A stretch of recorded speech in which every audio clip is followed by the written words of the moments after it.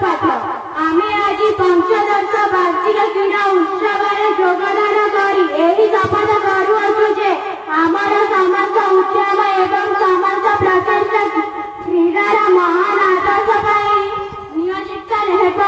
आमर प्रतियोगितार अंशग्रहणर उद्देश्य पुरस्कार लाभ नुहे सुंदरमय एवं सुस्थ जीवन मूल्यबोधाई प्रधान उद्देश्य।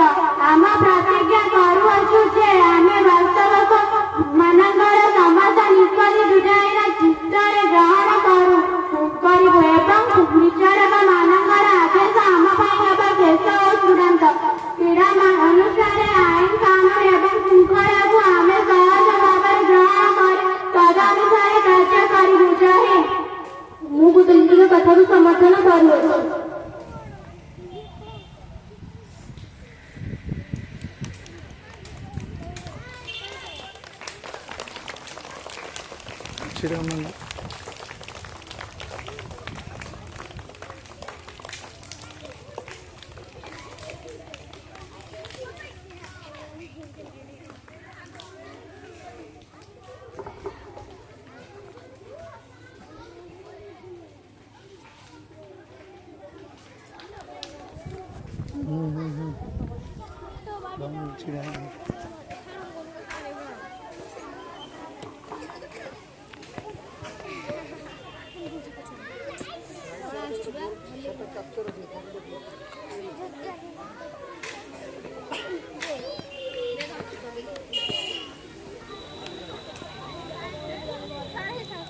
तो कर दीजिए।